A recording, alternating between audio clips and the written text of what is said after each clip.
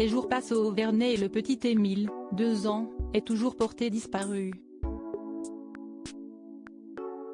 Dans son dernier numéro, paru en kiosque ce jeudi, Paris Match s'intéresse à ce voisin qui a aperçu l'enfant juste avant sa disparition. Il culpabilise de ne pas être intervenu, un détail a tout changé.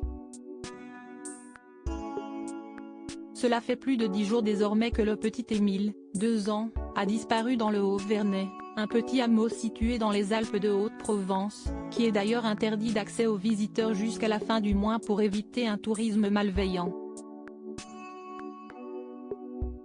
Tout le monde prie pour qu'un heureux dénouement se produise. Une messe a été organisée à la Bouilladis, commune des Bouches-du-Rhône où sont installés les parents du petit garçon. Quant à ses grands-parents, ils se sont un peu repliés sur eux-mêmes, a raconté l'un de leurs amis à BFM TV. Dans son dernier numéro, paru en kiosque ce jeudi 20 juillet, Paris Match a cherché à comprendre les dessous de cette affaire, revenant notamment sur les derniers instants précédant la disparition d'Émile.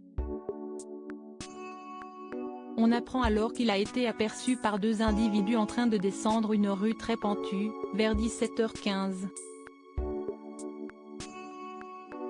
L'un des 2 témoins, un homme âgé d'une 60aine d'années, culpabilise de ne pas être intervenu.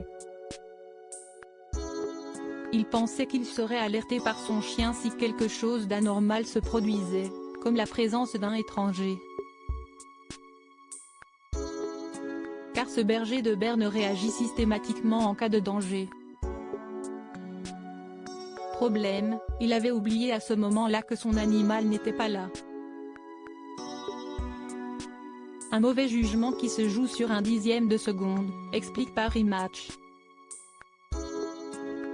Ce voisin estime donc qu'il était à 2 doigts de s'apercevoir du problème et qu'il aurait peut-être pu empêcher Émile de s'échapper. Le magazine rapporte également quelques détails concernant l'étrange attitude de Colomban S et Philippe V. Le père et grand-père du petit garçon, juste après sa disparition.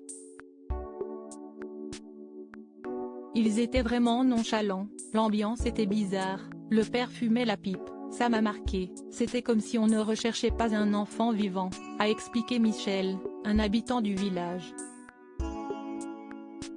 Mais il n'est pas le seul à avoir tiqué sur l'attitude des 2 hommes. D'autres volontaires se souviennent du même malaise, la même étrangeté qu'ils rapportent. Les parents sont trop calmes, trop maîtres de leurs émotions, lit-on dans les pages du magazine. À noter que plusieurs pistes ont déjà été explorées par les gendarmes, médias ou internautes pour expliquer la disparition du petit garçon, mais qu'à l'heure actuelle aucune d'entre elles n'a fait l'unanimité.